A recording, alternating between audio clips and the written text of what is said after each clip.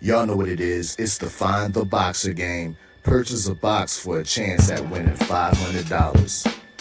One of 54 boxes has a missing boxer inside. Purchase your box or boxes by Cash Apping $ usual 50/50. Include your box number, name, and email address. Your box number will be confirmed and sent directly to your email. Each box is $20 with a 1 in 54 chance of winning. Remaining proceeds will go directly to the LDBC meet and greet in Las Vegas. Shout out to the LDBC, and remember, it's a usual suspect day.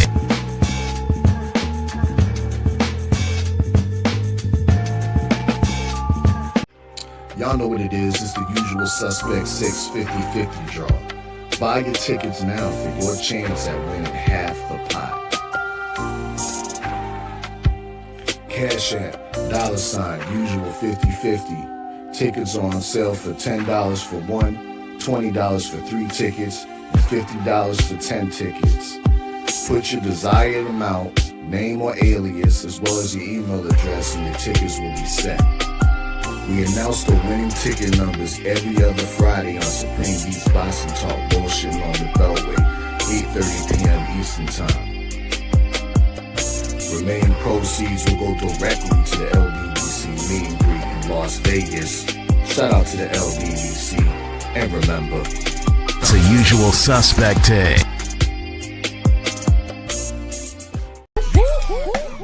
Push the weight and flex. Flex the live is 1 in the 6.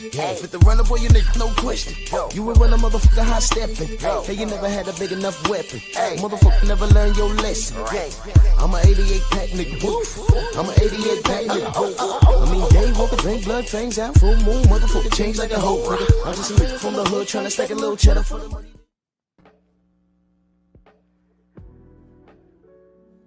Yeah, buddy.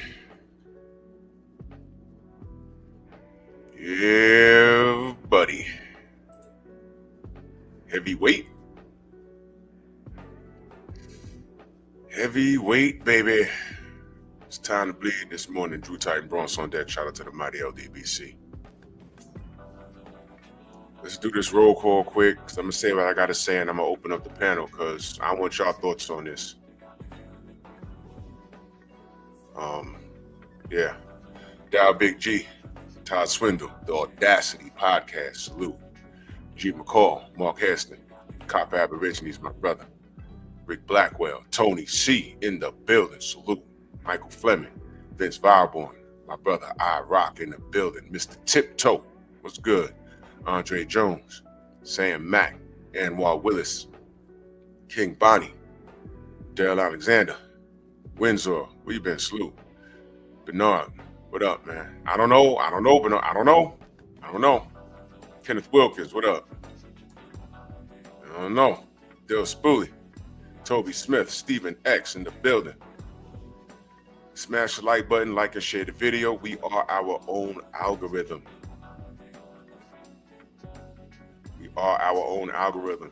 On your phones, there's a little arrow there that's pointing to the right. You press that. You select post. And just say, we outside, Drew's outside. It takes a few seconds, then you come right back to the stream. On your desktop, same thing. It says post, put it up on your page. Just say, yo, Drew's outside, we outside, LDBC, whatever. And that's how we get the notifications out stronger, because we no longer leave it up to YouTube to do what they say they're going to do. They already are in violation of their own community standards. But sit tight. You already exposed that. Snack Speech, salute. All right. So I was actually looking forward to this. I had Dubois winning a close one. I had him winning a close one. Nicholas Levy, salute. But the man is sick. Now, I believe him. For him to pull out, I believe him, because Daniel Dubois is on fire in these streets, man. And there's no reason for him to duck or dodge Joseph Parker. That's out of fear or anything else, rankings, fear, anything else. No. Daniel Dubois is a solid fighter, but I mean, and Joseph Parker's also a solid fighter. There was, I'm not, here's what I want to ask y'all. Shaquilla, salute, Queen. CT Fat Boy, what up? Here's what I want to ask y'all. And I gotta be fair. Because we are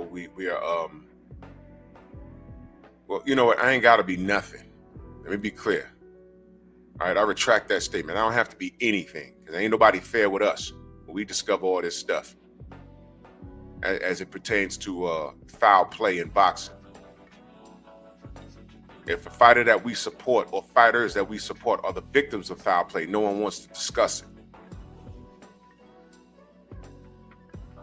Foul play, from drug cheats to equipment cheats to racism and all that stuff, we discover it.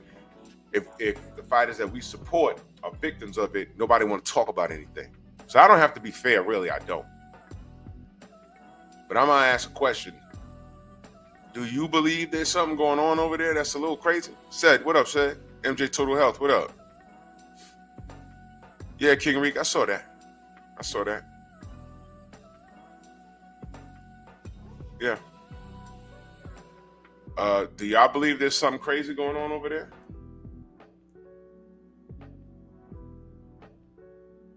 I'm just asking, because I'm not sure. And here's what you have to consider. If there's foul play, what's the play? Because I don't get it.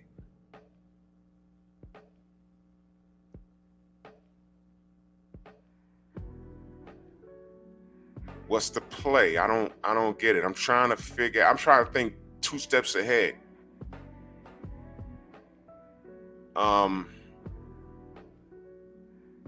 I don't know. Put Bakole. Okay, so let me ask you this. Bakole steps in, and let's just be frank. Bakole's also on fire in these streets because of what he did to Big Baby Anderson. But unknown to the casual eye, I always said Big Baby wasn't the goods. But I use more harsh words than that. And a lot of it was because I'm mad at him. But we can't unsee what we saw, right? Like how people like to say, right? There was no part of that Bakole fight that he won. And Bakole's on fire in these streets, man. So, if there's a play, I'm asking, I'm just, yeah, Bakole was supposed to fight F.A. Jogba. I was looking forward to that because that fight was not going 12. That fight was not, I repeat, was not going 12. Jogba could crack, and so can Bakole. I actually think Jogba is a stronger puncher. That's just me. I thought Jogba was a stronger puncher, and I didn't write him off in that fight.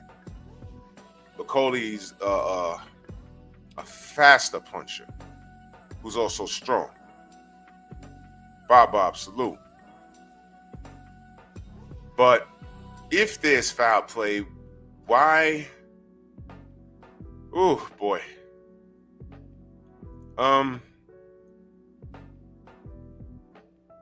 I was thinking, I said, man,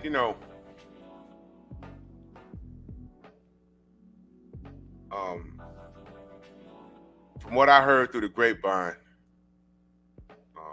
Eddie Hearn is not in great standings with Turkey for reasons only Tate Jones can explain. So I'm gonna leave that alone.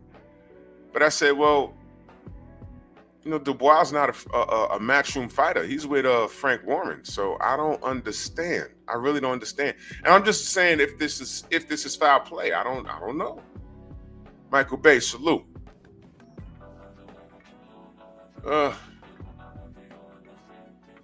Oh boy. So and I'm just saying, he says the winner will face AJ.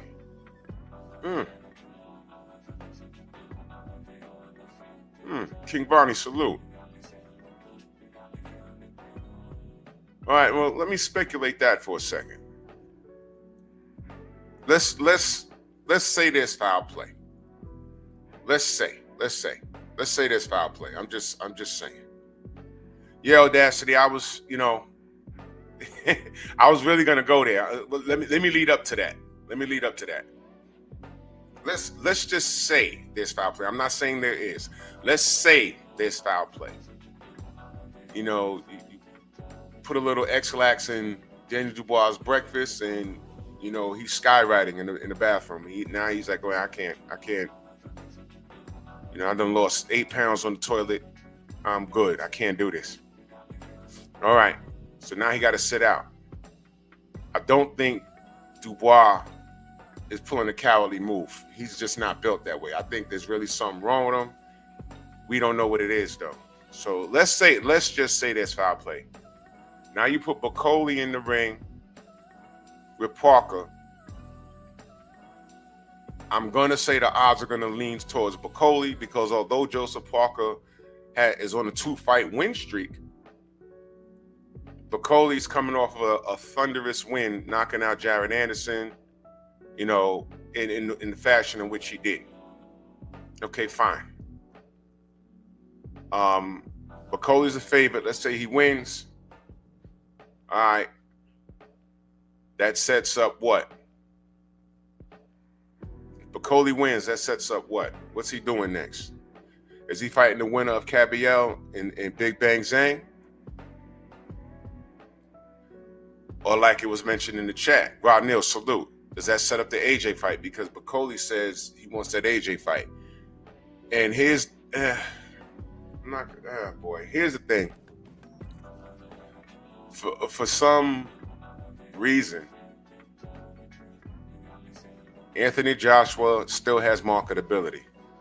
And this is the problem when he signed that Jeff Spark, my brother, salute. This is the problem when he signed that lifelong contract with Eddie Hearn. I don't know the stipulations behind it, but it's a lifelong contract. So as long as he's alive, I'm assuming he's fighting.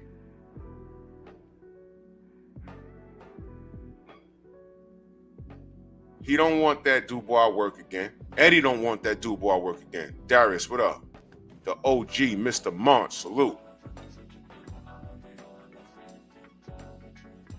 I'm just speculating. I don't know if this is a play, if this is a work.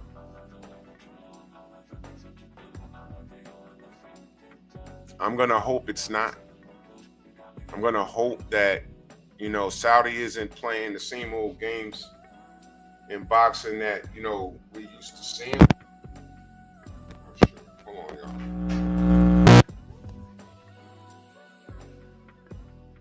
I'm gonna hope. What I'm hoping is I hope AJ is not a play in this to get Bakole a shot at AJ and have Dubois not get AJ again, because no matter what, look, man,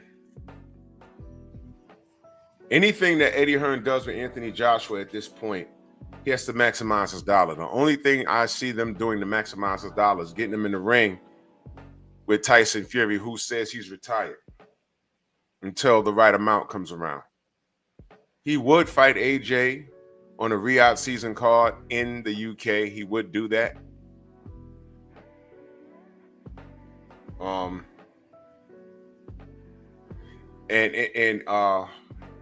That's the only way Tyson Fury beats AJ is if he fights him in the UK, where they don't do proper drug testing. But if it's a Riyadh season card in the UK, I'm going to assume that they're going to do proper drug testing, and I think AJ knocks out Tyson Fury. Waffles, what up? And I agree, King Rick. Bakole mess around and retire AJ. But I don't think he retires until Slave Master Hearn says retire. You do what I'll tell you to do. You do it now. You're fighting 5 times next year, 2027, 2026. You're fighting 5 times. Yeah. You mean me? I'm fighting 5 times.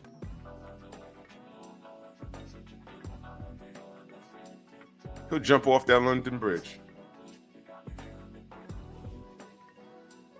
It's crazy stuff, man. I don't know, and I'm just if this is a work now. If it's not a work, and this is just how it's going, I think they should have left Bakole alone. Main biker salute. I think they should have left Bakole alone. And what I believe they should have done is gave Michael Hunter a shout out. The problem is nobody's checking for him. You know whose fault that is? Take a wild guess. USA, USA. It's our fault. Mark T, salute. That's our fault. I mean, I've had Michael Hunter on the show. I talk to him a lot. I'm promoting him. I'm talking about him. But, you know, the casuals are sucking up all the air. And they're paying attention to, well, I know one little mofo in particular that's not giving you quality fights. But, you know, his fans have this love affair with him. Meanwhile, a guy like Michael, the bounty hunter, I'll just say check the resume. He deserves a look. They're holding Bakole to this high standard, but if you look at Bakole's record, Michael Hunter beat him.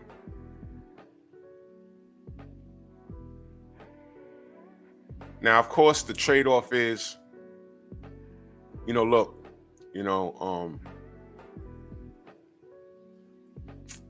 it's not Bakole that pulled out of his fight. Let's say that.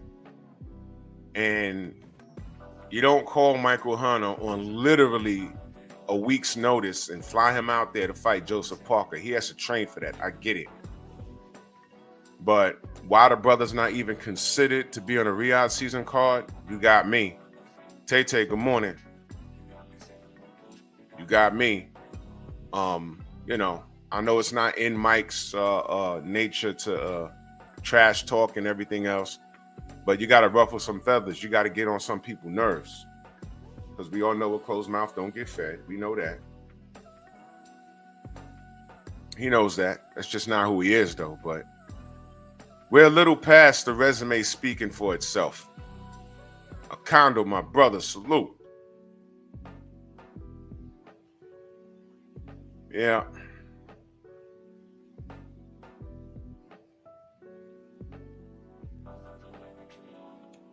Well, yeah, Michael Bay. I mean, there's a lot. Yeah, there's a lot going on behind the scenes. Castro, salute. You know, and shout out to my brother Miles Bailey. He's doing the best he can, trying to get, you know, Michael Hunter in the limelight. He's doing the best he can, man. He's doing the best he can. Gerard Harlem in the building. Salute. King Ronnie asks, how good is Jared Anderson really? He's a B- or C fighter. True boxing, I salute. And we saw that last fight. We saw it. You know, if y'all missed it, go watch his last fight from the other week. Just go watch it. Yeah, Condor, I'm trying to figure it out. It could be nothing. It could be nothing. This is what I want to ask y'all. Does this give some credence to the Schofield family? I was listening to some of the replay, 78, and Auntie Schofield said that she gonna hit him up when they get back because something not right. I'm just gonna say I don't believe him. I don't believe Auntie Schofield. Corbin, what up? I don't believe Auntie Schofield. He a liar. He a liar. He's been doing a lot of talking, right? And what did I talk about the boy crying wolf? He been doing a lot of talking, and he talked himself right into the third fight from the main event versus Shakur's, as he says it. You know what I mean? That's what he did. And Boss Red in the Strong House, man. Salute to you, good brother. Much love. Salute to you, brother. War Report in the building. He said, no, we don't know if Dubois is really sick. I don't know what's going on, bro. I don't know what's going on. I'm asking. I'm going to open up the panel in a second. But I don't know what's going on. I don't know. I'm saying he don't strike me as a person. I mean, I don't know what the purpose is of ducking out a Parker fight. I mean, let's add to the bowl of gumbo. Maybe he was giving some step aside. Dubois, take 3 mils, sit out. We're doing something here. Is that possible? Look, bro, anything's possible. California love, salute. Anything's possible. I don't know. I don't know what's going on. It's just, these are, what's the play here? We could speculate if there's a play. This could be real. I'm just saying I don't believe Auntie Schofield because he did way too much. He did way too much. Abdullah, what up? He did way too much. Oh, wait, whoa. Let's read that. Really? HMC, salute. He says, the tap water is messed up. You got this, what is it, dysentery once or twice in Saudi? You got word? But I'm saying they got to know that though, right?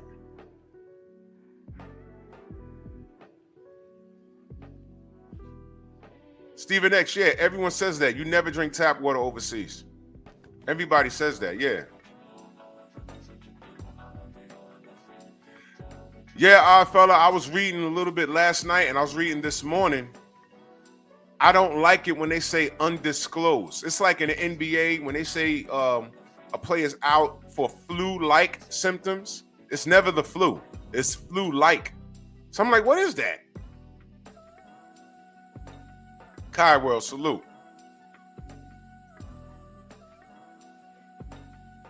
Yeah, I can't make heads or tails of this. And like I said,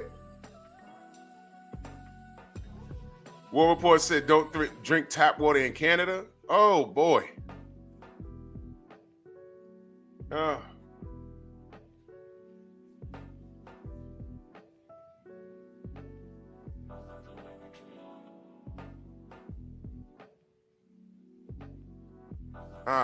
Boy.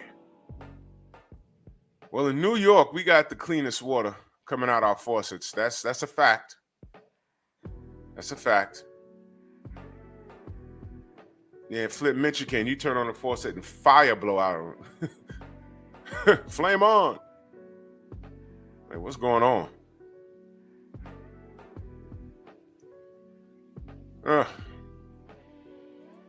So I want to know what the symptoms were.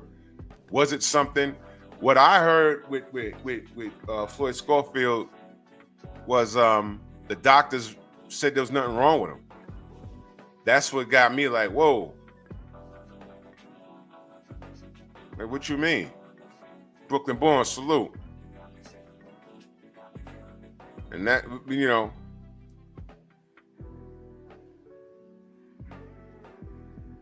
crazy stuff, but that might be like this might be a weird coincidence. You know what I'm saying? Floyd Schofield was playing games, but Daniel Dubois really got sick. You know? What I'm saying is I don't think Dubois will be playing games to get out I mean, it's Joseph Parker. You're a fighter, he's a fighter. This was a good fight, man. 60-40, I leaned towards Daniel Dubois. I did.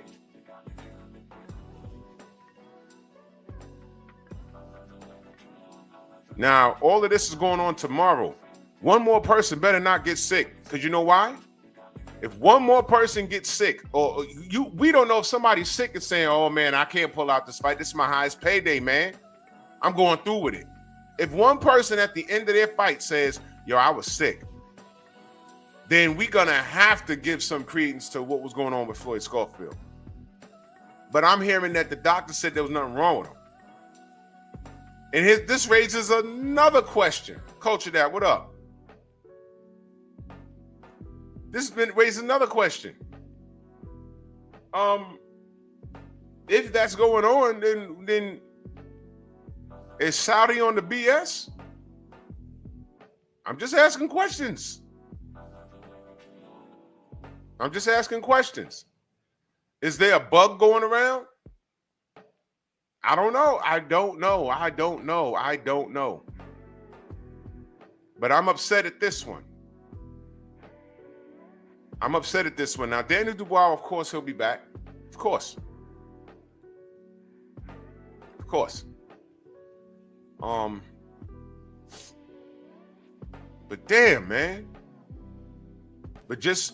I'm just saying I don't believe Floyd Schofield. I need to see doctor's notes. Remember? We needed to see an Errol Spence doctor's note with his eye. Remember? I need to see doctor's reports. I need to see all of that. Because I don't believe Auntie Schofield. I don't believe him, man. Dude's a liar and he beats women. I'm throwing all that on him, y'all. We holding him accountable, right? I'm throwing all of that on him. I need to see doctor's notes, signed, need a written statement. I need all of that.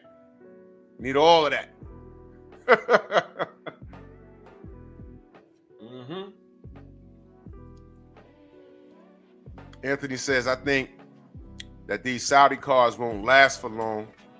There was something suspect about their activities anyway. Don't ever think that you can beat a Muslim boxer over there either. Well, you're entitled to that opinion. I've just been seeing a lot of organic outcomes over there. And, you know, nothing lasts forever. Some more than others, but nothing lasts forever. That's why I was saying, whatever's going on with these Riyadh season cards, I think these fighters, they want to make what they're worth. Jump on these cards and get something done, because if Turki Al-Sheikh didn't get involved in boxing, these fighters would be separated. Frank Warren would be standing off with Eddie Hearn, and both of them be standing off with Top Rank, and the PBC be standing there, and we be sitting here talking about this fight should happen, this fight should happen, this fight can happen. Everybody's online arguing and screaming and hollering. You know what I mean? You know what I mean? It's like, oh man, goddamn. So Turki Al-Sheikh did a good thing. But we all know the sport of boxing is what? Not perfect. It's not perfect. And this is strange. And I'm just asking y'all, is it foul play? I don't know. We can all speculate. I'm just mad that Daniel's sick. Because I'm rooting for the young man. I like Daniel Dubois. My goodness.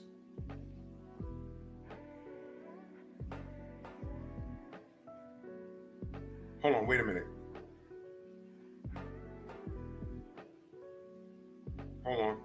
I'm getting some information as we speak. I'm just asking, can I read it online?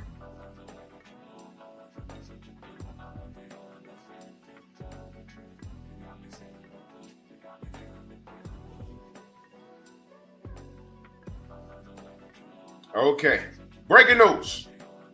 All right, and the speculation, y'all. Adu Aliyam, salute. Oh boy. Okay, for my brother Trick Nolte, just text me. You know our brother got an ear to the ground. It's my brother out of Texas, man. All right, this is what he just texted me just now. He said, Drew, this is what I heard. I got to connect in the UK, and I also talked to Bakole 2 weeks ago. That's a fact. Y'all didn't know that, because I bet y'all didn't know we was going to get Bakole in the Stronghouse, but he had some work coming up, which was this. So when fighters are in camp, I don't like to disturb them. And now it's this. So, you know, I really don't want to disturb him. Y'all didn't know that. Bakole was going to be in a strong. He's going to be in a Stronghouse. He's going to be in a Stronghouse. But he was in camp. I don't like disturbing fighters when they're in camp. So he said he spoke to him 2 weeks ago. He said he was looking for a fight, but it's frustrating because fighters are avoiding him. Bakole is ranked ahead of Parker in the IBF, but Parker gets the shot? I had heard Bakole may be next, and they want the fight at the O2 or Murray Stadium in Scotland, I believe. Right? But Dubois wants Parker to take care of his dirty work. This speculation right here. All right. If Parker beats Bakole, he is no longer the Mando. Also, Bakole beat up Dubois in sparring, and he probably don't want that work, but that's what I heard. Okay. Well, we heard Bakole beat up a lot of people in sparring, so I'm not going to say that any of that's a lie. Louis Hinton, salute. All around strong, my brother, salute. Jose, what up? What up? Black Martial Arts Society, salute. I look, you hear me say this a lot. I can't deny or confirm. But we do know that Bakole's a bit of a sparring legend. He beat a lot of people up. So I'm not going to say he's lying. Yeah. This thing with the IBF, it won't surprise me at all. You feel me? It won't surprise me at all. It won't surprise me at all. What you say, King? You previous? Let me scroll up. I'm sorry. Let me scroll up. I'm opening up the panel in a second, y'all. Let me scroll up. I missed what you said, brother. I can't find it. Oh. He says if Triple D is still holding the IBF, then they probably trying to jump shift to Triple D versus Usyk for undisputed. Oh, whoa. Okay, y'all. I'm gonna open up the panel. King Reek, is this chess? Are they just moving pieces on the board right now? Is this chess? Is this chess?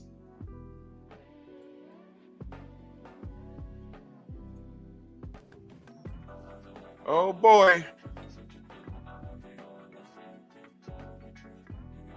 Is this chess, y'all?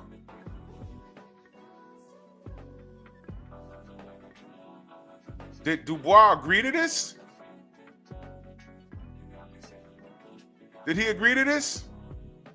Or did he do it? Did he do it? Or what? Or did he agree to this? Or was this done to him?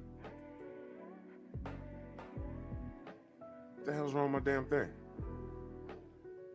Okay. Did he do it? Did he willingly do this, or was it done to him unknowingly? Oh boy, I'm asking y'all. I don't know. Prince, what up? I don't know. Is this chess? Yeah, Copper. I don't know. I'm looking for answers. I don't want to put no coats on anybody, no capes on anybody. I don't know. But if this is chess, what is the chess move? Yeah, you're right. He called out Usyk. As soon as Usyk won, he called him out. And Usyk told Turkey, he said, run it. He told him, run it.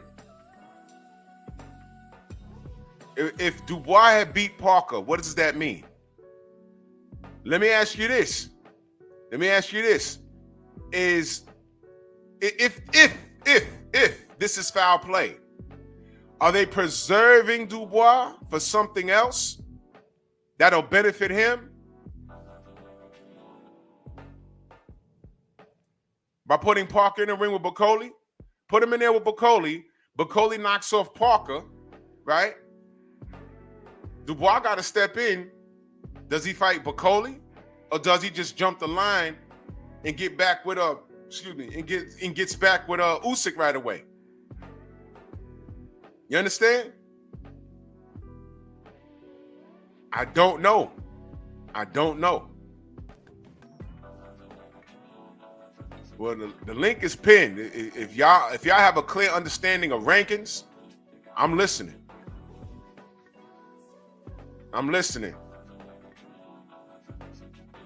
Yeah, fella, I haven't heard anything from Joseph Parker. How do you go from fighting Daniel Dubois and it's like, wait a second, the week of, now you're fighting Bakole? What the hell? Bees, what up? I mean, think about that, y'all. You trained to fight Dubois for about 3 months. And the week of, you're like, hey, guess what? Now, Shakur gets to fight some guy that, let's be honest, we never heard of this guy. Some guy named Patty Cake. What does Joseph Parker get? Martin Bakole. Remember when I said, really, there's no light work on the Riyadh season card. There's no light work. And I'm going to tell you something else. If Joseph Parker beats Bakole, now that man is on an ill win streak.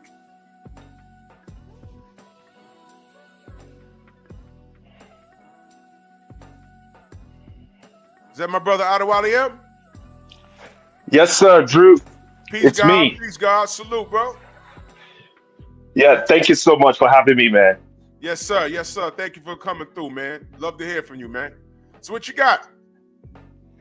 I don't really have, solid experience with the ranking system or, how it works. But I have an opinion. And I feel like Junior, the truth in the building. Salute, brother. Go ahead, brother. yes, sir. I feel like it's a great opportunity for Martin Bakole. First off, I'm not denying Daniel Dubois had, the sickness. It could be a chess move. It could be, moving things behind the scenes to position him for the Usyk rematch. It's possible, but I highly doubt that because if I think about the financial benefits from fighting Joseph Parker, that is enough to take that fight. In my opinion, I'm just stating my opinion. But as far as Martin Bakole having to travel all the way from Kinshasa to Saudi Arabia less than 48 hours before the fight, I don't think he's going to be ready. That's just me personally. I mean, there's going to be the jet lag issues, the time difference issues. He's going to be dealing with stuff.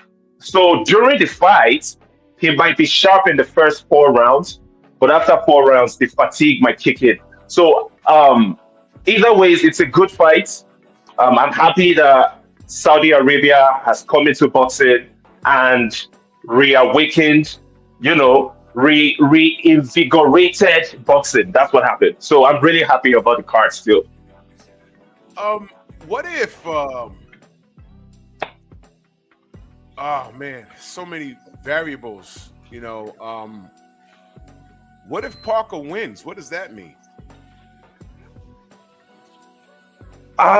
If Parker wins, Yeah. I don't know if he gets he should get a title shot next. So it's either going to be the fight against Daniel Dubois, or if Usyk still has all 3 belts, it might be against Usyk. But I strongly believe that if Dubois can pull this off against Bakole, his next fight will be for a title. That's what I see happening. Wasn't the Ajagba fight was signed and delivered, man. So they pulling him away from that. I don't even know what the date was, but they pulled him away from that. If Bakole beats Parker, how is he in the mix? And before you answer that, let me read this super chat from 88 Sports Talk, my brother. He says, Parker about to get beat up and stopped. This dude Bakole reminds me of Big George Foreman. Boy, this is Anthony. What up? Oh man, I can't make heads or tails. I'm only going off if this is a chess move, because for all we know, Dubois could just really be sick and they're like, oh shit, we got to just fill this card because we're known for like putting on blockbuster cards for now. But you're right. I didn't even factor in. I thought Bakole was in Saudi already. He wasn't there. He has to travel there.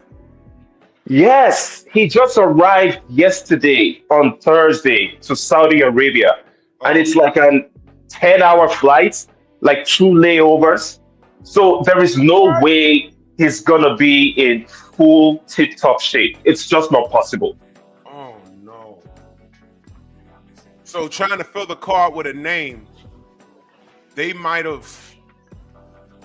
Do y'all understand that if Parker beats Bakole, his last 3 fights was against Deontay, he won that. Zhang, he won that. And now we holding Bakole to this high standard. And if he wins that, now Parker is on the win streak. I'm gonna tell you the fight to make. Wait a minute, it's not gonna make sense. Yo, listen, y'all. I'm picking what's his name to beat Zhang? I'm having a brain. Caballero. Caballero. Yo, Thomas, what up? I'm picking Adji Caballero to beat Zhang. Yeah, And then me too. Adji Caballero is going to be on some crazy win streak. So the fight to make would be Adji Caballero versus Parker. But here's the thing. Casuals don't want to see that. I do. But casuals don't want to see that. You know what I'm saying? So if Parker wins, oh man, they might be setting Bakole up for failure. I mean, their intent is to put together a good card. And Bacole's not ducking any smoke. But, you know, factoring in the plane ride and everything else, they might have accidentally set him up for failure. You know what I'm saying? So, what the hell, man? I don't know. But then again, brother, for Bakole, it's a win-win regardless, even if he loses. And I hope he doesn't lose because I'm rooted for my African brother Martin Bakole.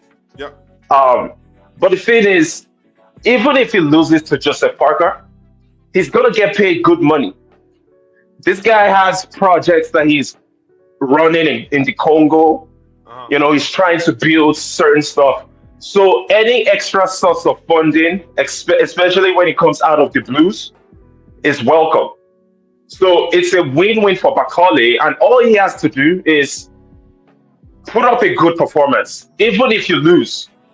And if that happens, Turkey is going to call him back for another show. So the Saudi Arabia boxing model is really good, in my opinion, because it has removed that, that's the way people view losses. Even if you have a loss, but you performed well, then you have another chance. So I think it's a win-win for Bakole. I agree. The ideology behind being undefeated is disappearing. And that's another reason why what's going on in Saudi is actually not a bad thing. It's not a bad thing. There was too much thought behind a fighter being undefeated. It don't matter. It really doesn't matter. I mean, right now, I got this sneaky suspicion they're still trying to put together Anthony Joshua versus Tyson Fury at the O2. I know they're thinking about it, man. I know they're thinking about it. But man,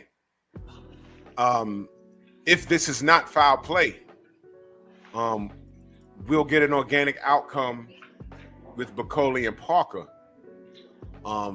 Again, I didn't factor in the travel situation at all. Like I said, I thought he was there. But the Saudis are already high on Bakole. They like him.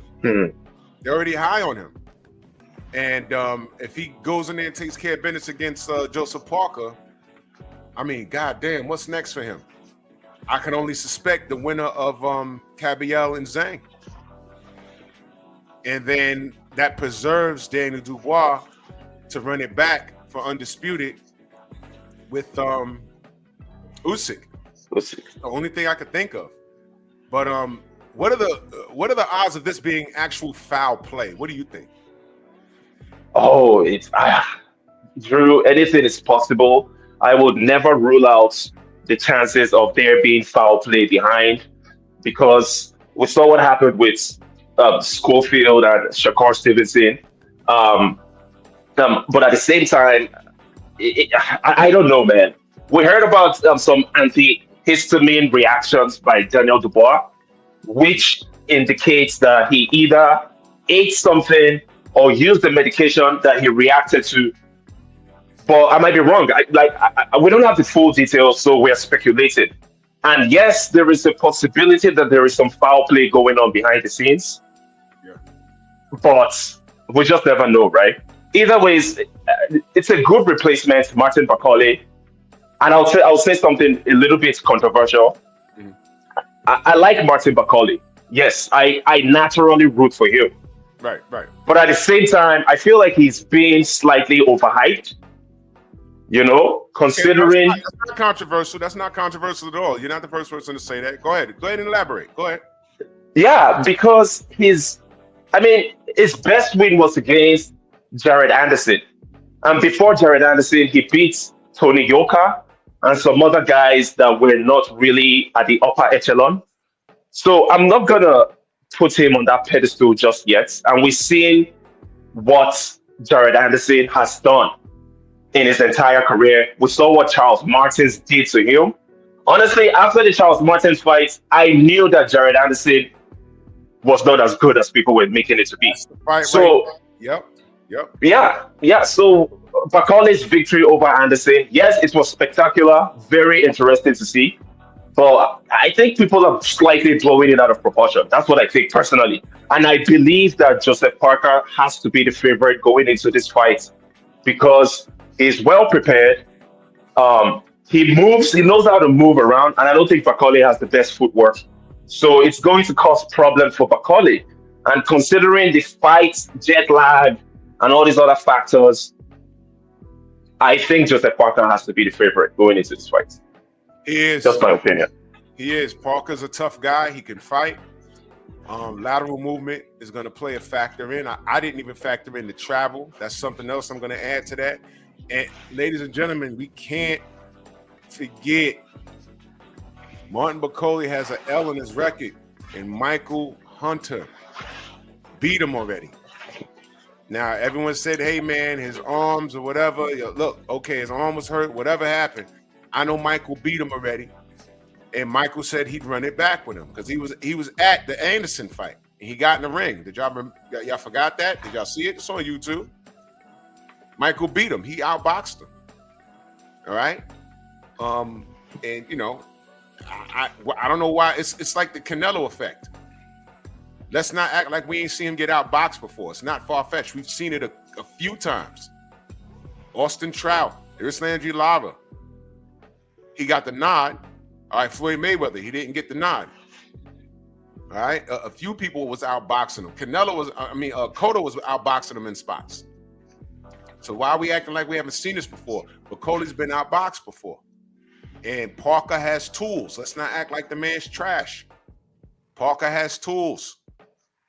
And, you know, now they're bringing him in on short notice. This might be another loss for all we know. And that's a great win streak for Parker. You know, this is not a gimme fight for Bakole. I know we're high on him because of how he got rid of Jared Anderson, but at the end of the day, who was Jared Anderson? You know, and you're absolutely right. I like what you said, Adewale, because I was watching that Charles Martin fight. I'm like, what's up? 2 weeks notice, he was clearly out of shape, and he was tied by the end of the third round. I'm like, man, Jared got to smash the gas on him, and he couldn't do it. He was trying. He couldn't do it. And then he hurt him, I think, like in round 5 or 6. I'm like, what the hell's happening here? And then in round 10, he put him completely on the back foot, and I did not like what I saw. And I said, you know something? This kid needs work. And then they put the camera backstage. He's laying on his mother's bosom, and there's a dog walking around like McGruff, the crime dog. And I'm saying, what's that dog about? And Nick J said, no, that's his comfort animal. I said, comfort animal? Oh, he got mental issues. I'm like, he's done. I can't trust this kid. Told him I want to get out the sport. By the time I'm 27 or something, I'm like, okay, I can't put stock behind an American fighter that talks like that and behaves like that.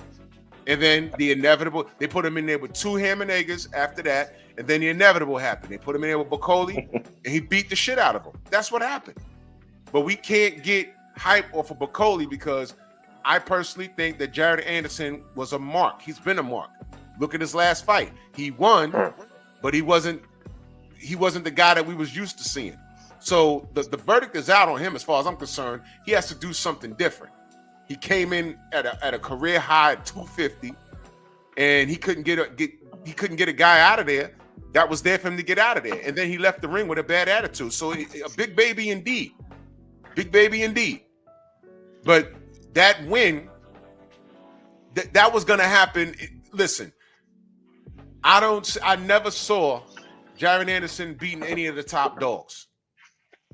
He can't beat Joseph Parker. He can't beat Adjikabiel. He can't beat Zilly Zhang. He can't beat Deontay. He can't beat AJ mops the floor with Jared Anderson. Especially now. You know why? Because AJ now figures, hey man, what's the worst that could happen? I don't have flatlined in front of the world. I'm good. You know, Jared Anderson still has an attitude in a win. You know what I'm saying? So, I mean, look, this guy's not the truth. So, you know, it's just that Martin Bakole was the first to do it. And now we put him on his pedestal. But I'm like, wait a minute. Michael Hunter beat this guy already. We know what gives him problems. Parker can provide those problems. So maybe Bakole should have passed on this. I don't know. That turkey money is something different. I'm saying, man. So, do you think Bakole should have said, "Yo, pump the brakes"? Maybe I'm not ready for that. You think he should have did that? Jermaine, what up, Jermaine? No, brother, no, not at all. Because me, I'm straight up from the continent of Africa.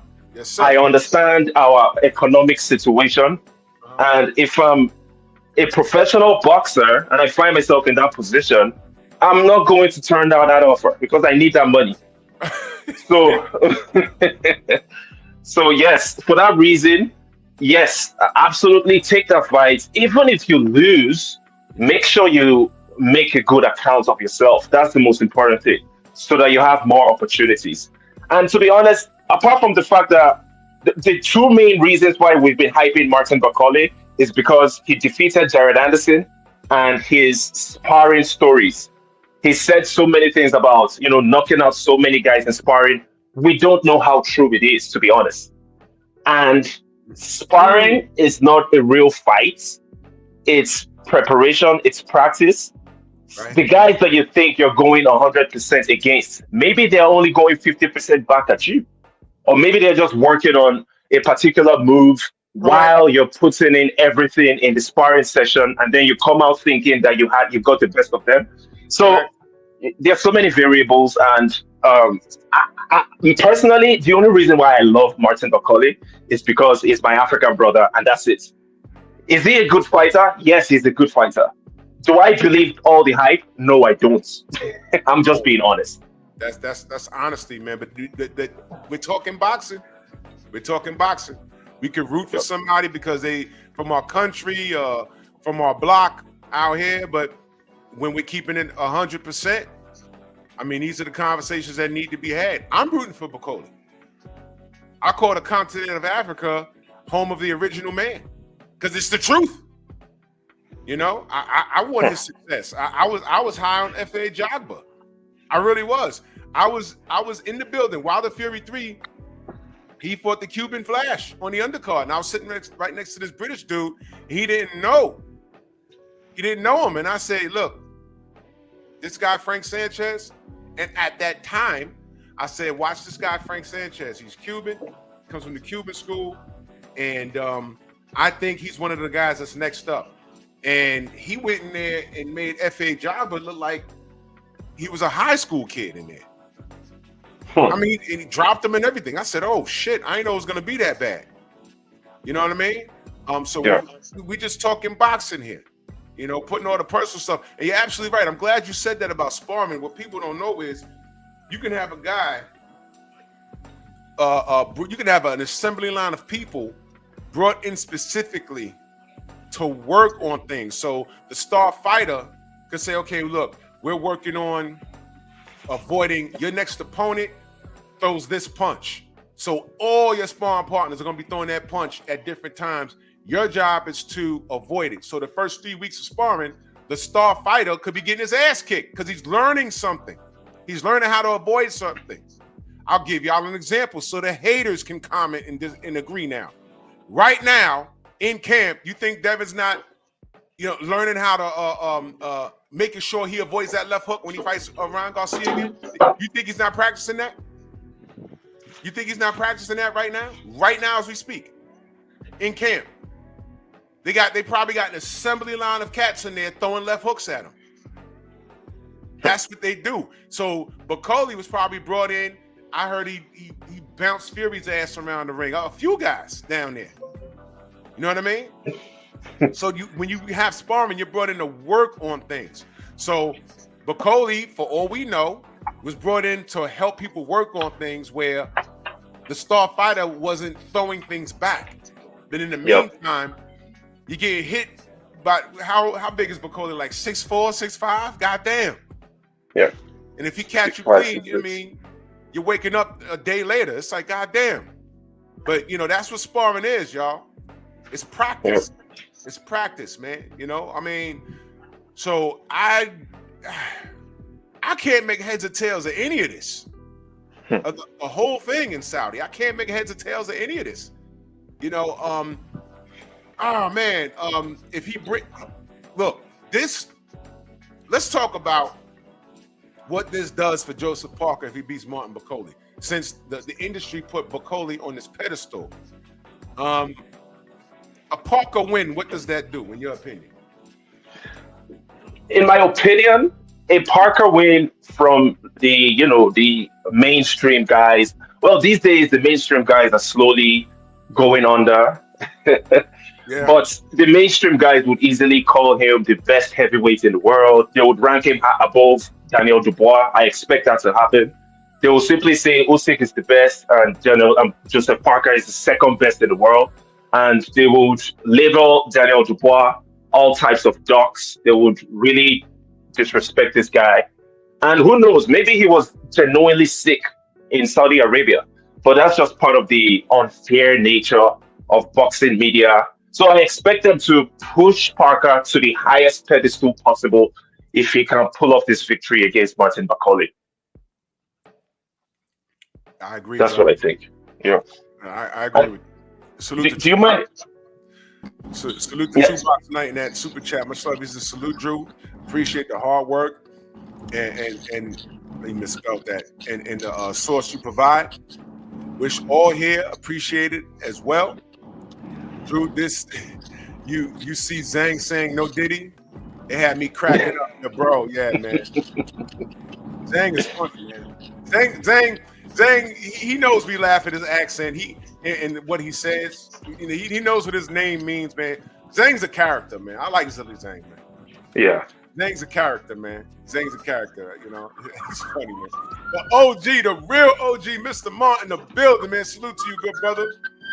What's going on, Drew? What's going on, Adewale?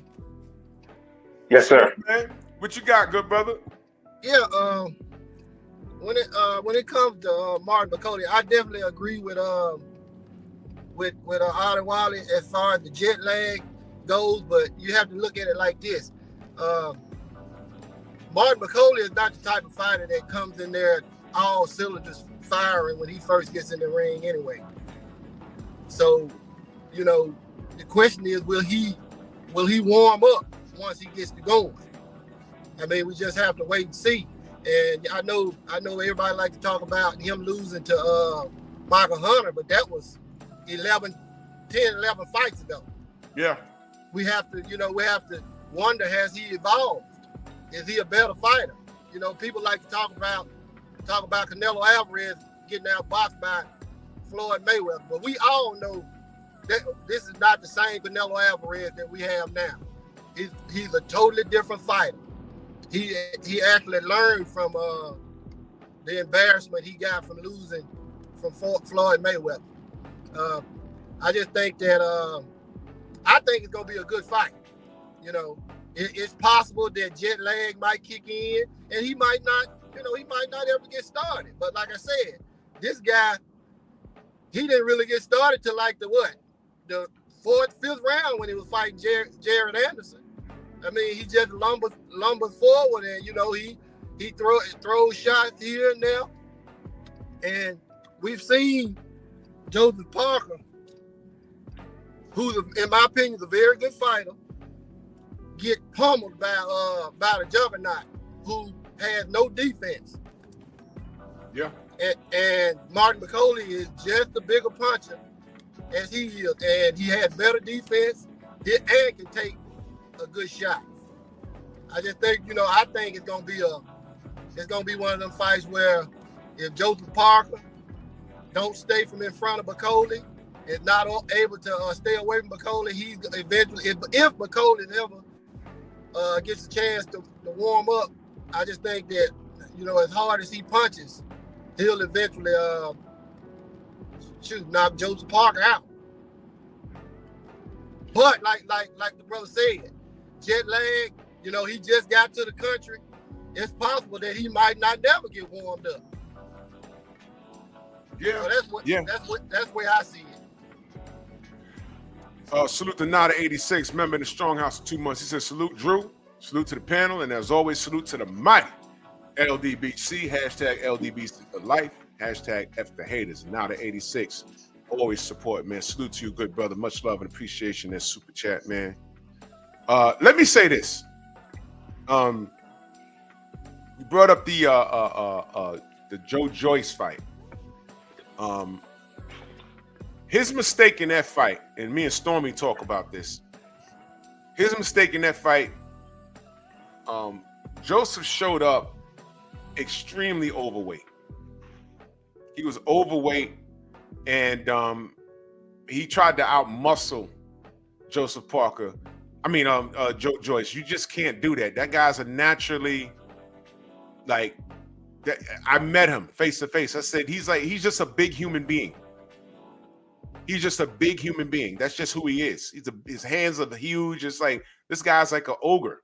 I met him face to face. I'm like, yo, this guy's he's a big dude. Pause.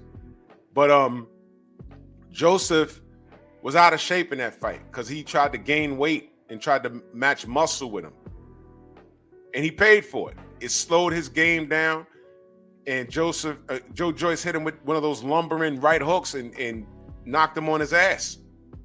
Right? He needed to come in at a lighter weight so he could move. And I think he learned from that. And when he came in, Joseph Parker's good weight, in my opinion, is like, 225, 230. Right? So he can move around and have stamina. Those big guys, man, you got to take those guys into deep water and drown them, man. That's what you got to do. And Joe Joyce is there to get hit. Outpoint him. Don't try and outmuscle him. You know, and then Joe Joyce turns around. Smoke and talk. I'm gonna see you tonight, man. Pep talk tonight. Salute to you. Baltimore in the building. Joe Joyce in his rematch with Zilly Zhang came in at his heaviest weight. And Zhang, you know, whooped him. I said, why do guys keep doing this? Now, he don't need to do that with Martin Bakole. Other thing I want y'all to look at. When Martin Bakole fought Michael Hunter, look at his trunk. You actually could see the outline of a six-pack. He was in good shape. When he fought Jared Anderson, he was about 30 pounds heavier, man. I don't know what it said on paper, but he was a porker in that fight. I don't know, just because heavyweight has no limit on weight, I don't know why these guys feel that they can come in out of shape like that. You know, I don't know what kind of shape Martin Bakole's in. You know, I think he may have been in camp, but that's another thing. If Parker takes him into deep water, he's gonna box his face in, which is why a Parker win looks really good on him. It looks really that'll be 3 fights with notable names that he's on a streak with. Another question is, like what Adewale said, is Martin Bakole getting deserved praise? Is it deserved? Or do we just like what we saw with the Anderson fight? That's just one fight. Is he getting deserved praise? That's the question.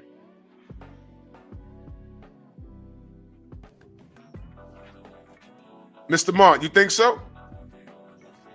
Yeah. I mean, why wouldn't we believe that's who he is? I mean, even though Jared Anderson, he beat Jared Anderson behind.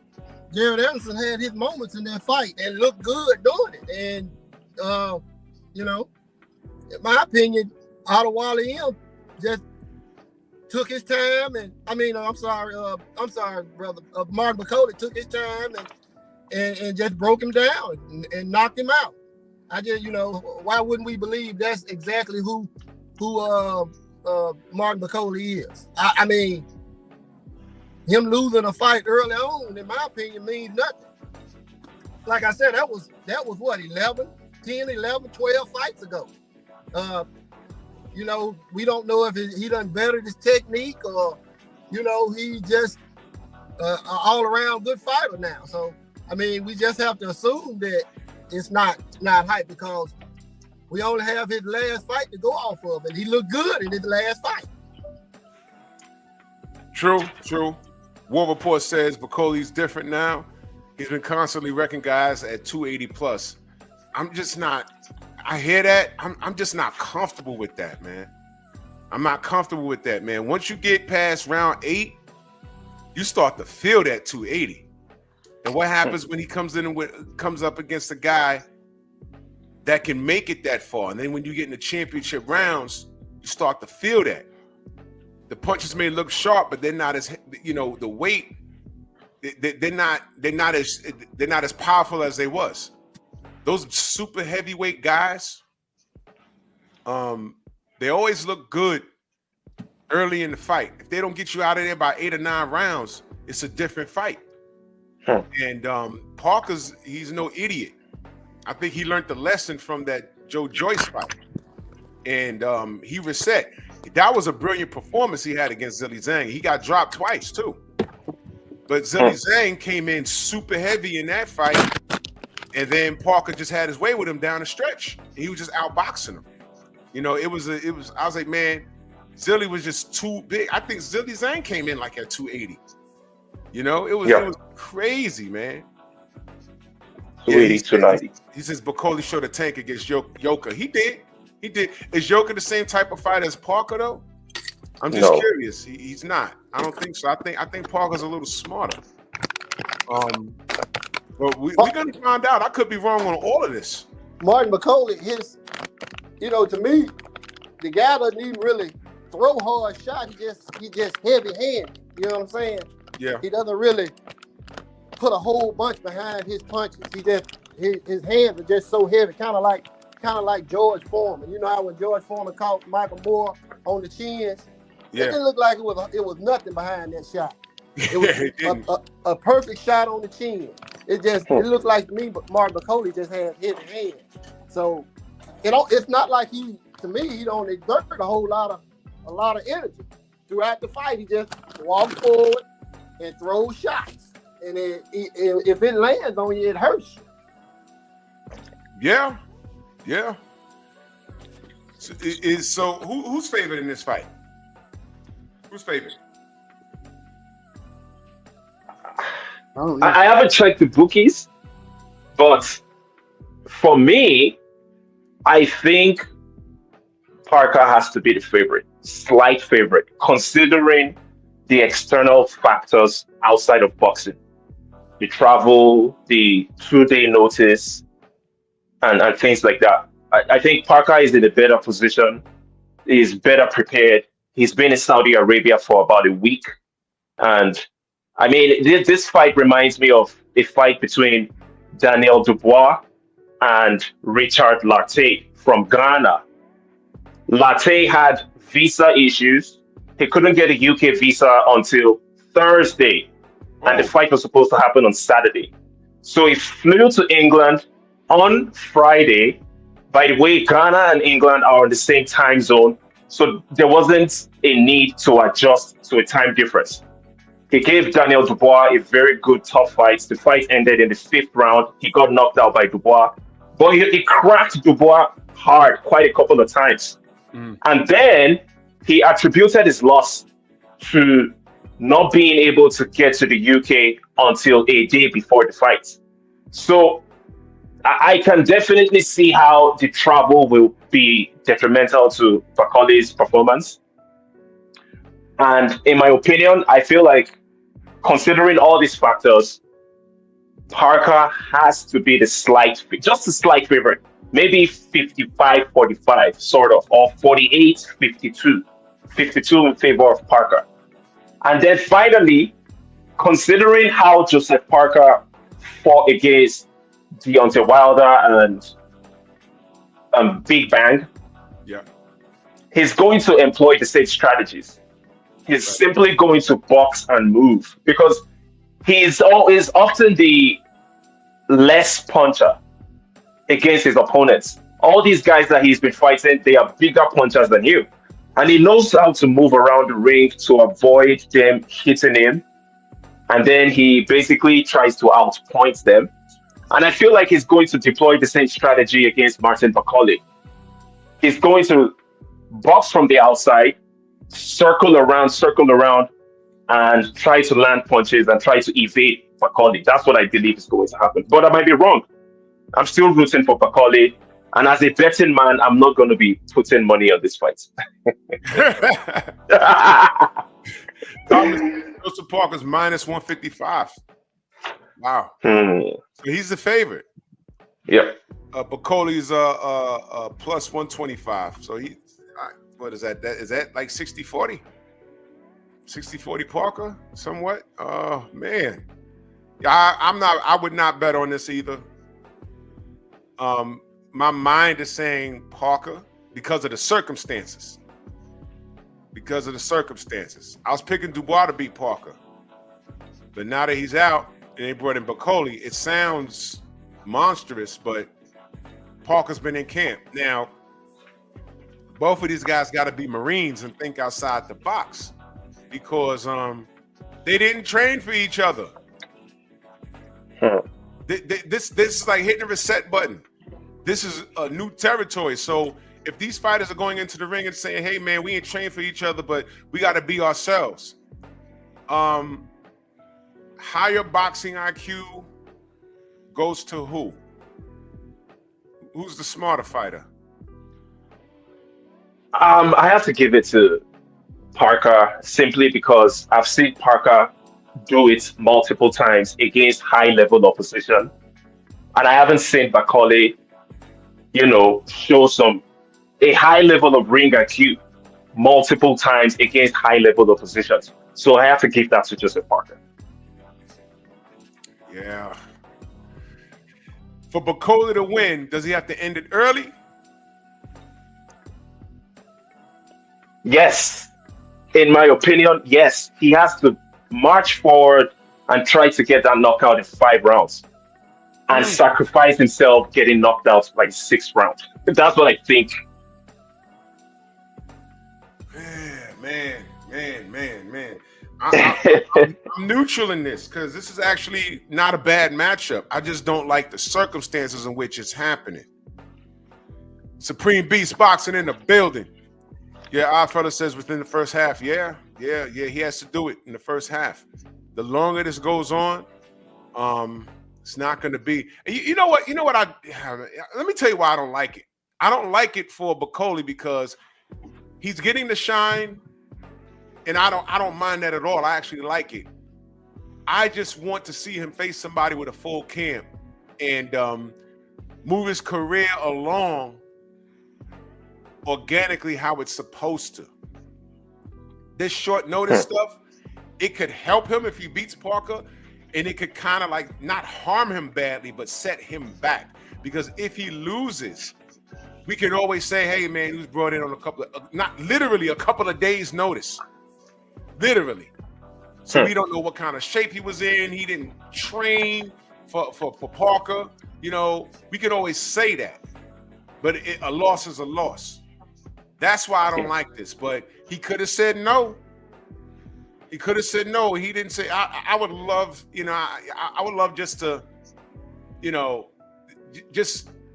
I would love just to, like, I wouldn't even air it. If I had asked him and say, yo, Martin, listen, man, for you to say yes to this fight, yo, man, how much did Turkey say he was giving you? And he says, $2 million. I'm like, oh, okay. That's all right. Don't say no to that. Don't say no to that. I'm not mad. For him to say that and get on a plane on literally like 3 days' notice to fight Joseph Parker, it was worth his financial time. You know that. Yeah. And they like him over there. They really like him over there. Now, in my opinion, keys to victory for Bakole, in my opinion, conserve your energy. Do not try and maul him in the first half of the fight. Download the data. See what he got. Because Parker is very durable. He's the kind of guy you can knock him down, but he will get up.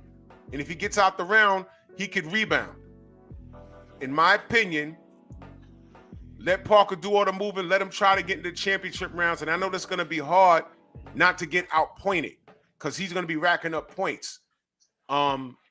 The difficulty with that and with what I'm saying is being down on the cards and then going into the second half of the fight down on the cards significantly where you need a knockout. But Bakole can get that knockout. He's going to have to be strategic as he does it. This is not an easy task because the danger is if he tries to maul Joseph Parker in the first 5 or 6 rounds and it doesn't work, now I'm worried about his stamina in the second half. And that'll backfire. This is oh man. This is not a gimme fight. I know the popular pick is Bakole, but this is not a gimme fight. Or he can go in there and land something in the first 2 rounds and end Joseph. But watch this. Joseph Parker can also hurt him late. Definitely. Yep. I'm actually interested to see how this plays out, man. But back to my original question. Oh, there go my brother.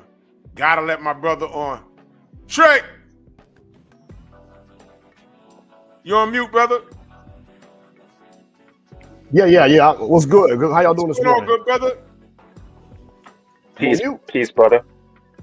Yep, we can hear you. Go ahead. Oh, it sounds like an echo. It's a delay. Yeah. Listen, man.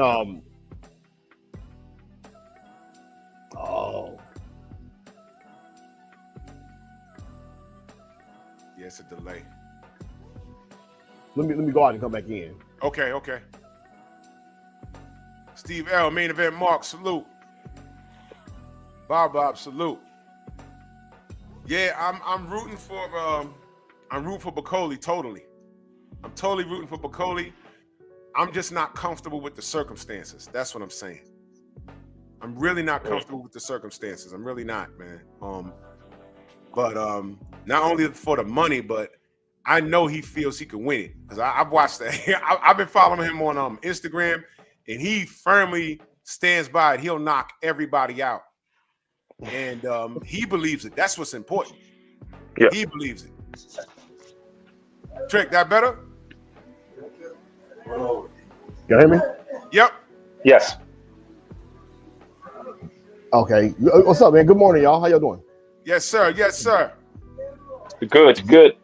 Yeah, man. I listened to what y'all saying, and yeah, Drew, the information that I gave you. A lot of people don't realize this, man, but Martin Bakole, I mean, he's a calm, upset fighter, if that makes any sense, because he's trying to get fights and nobody wants to fight him. And I've talked to him on the phone several times, man. Y'all should see my phone bill because that joker don't got WhatsApp, man. So I've been trying to get him to get WhatsApp, man, because I mean I've been racking up some money with making some calls to him. But he's definitely he gonna be in this fight, man. He's ready to go.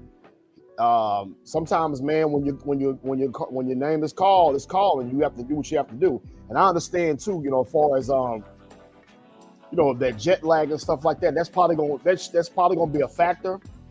But I'm sure he's probably gonna pace himself, and because like I said, he's not the type of dude to just go in there and just start swinging on people.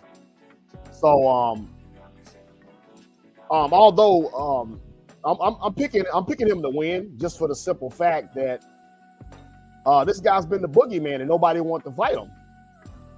And I honestly believe in my heart of hearts that when he told me, hey man, he can't believe Joseph Parker's getting that shot. How's he getting the shot? And I'm gonna rank ahead of him in the rankings. And y'all can go pull it up yourself. He's ranked ahead of Joseph Parker in the rankings. But Joseph Parker gets the shot. And Drew, what you were saying earlier about the sparring stories, from what I hear and everybody else here too, he putting on them guys in sparring, even though it's sparring. But I can just kind of feel Daniel Dubois getting out of this fight. Like I said, it's kind of like when Deontay Wilder. This is my opinion. When Deontay Wilder was trying to fight Anthony Joshua, who did Eddie Hearn try to stick in the middle? Dillian White. So the way I'm kind of looking at it now is he pulls out of this fight. Joseph Parker beats him. He ain't got to worry about him no more. So I'm kind of looking at it from that angle as well. Y'all can agree with me or not. It's just that fact that this guy, I've been talking to him on the phone. Man, he ready to go, man. He don't care who he get in the ring with. He's want to beat up somebody. And just like, I don't know what it is about African heavyweights, man. Think about Samuel Peter, Ike Bushi. Who wanted to fight them guys? Yeah, there were a problem.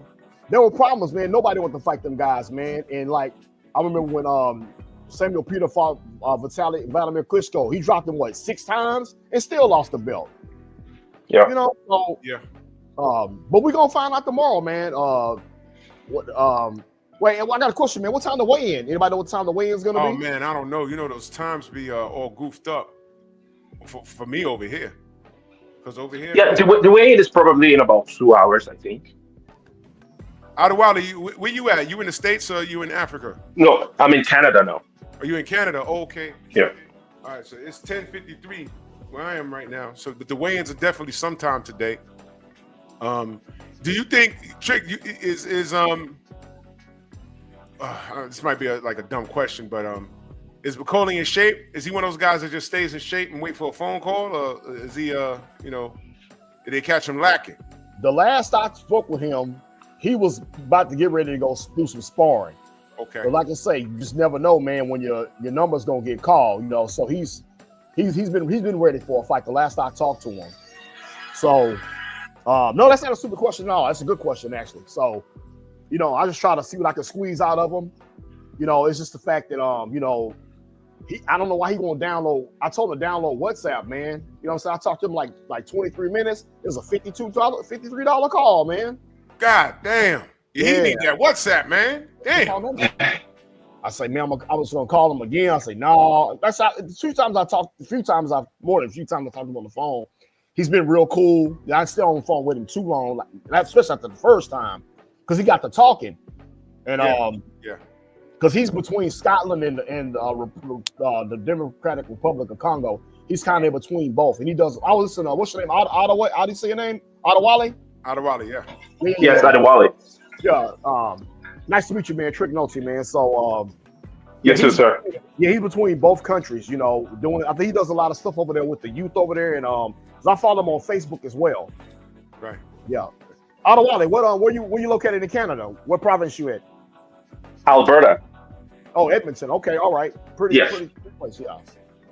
Okay. Yeah, I'm in Edmonton actually. I'm in Edmonton. Okay. Man, I like the fact that Martin's getting shine. I like the fact. I just don't want to see him get caught lacking. He can't drop this ball. But like I said, if he drops this ball, we can always say, literally, this wasn't even a week's notice. This was 3 or 4 days notice, if that. Yeah, 3 days. Yeah. But I'd like to see him go in there and take care of business because he's. Our fella said it starts at 1 p.m. Eastern. Okay, great. I think that a guy like Martin Bakole is excellent for the sport, man. He's what we need. And Joseph Parker, he's been around. And I respect his run too, because after that Joe Joyce stoppage, I was like, oh man, is he gonna be okay? He got right back in the saddle and got to work.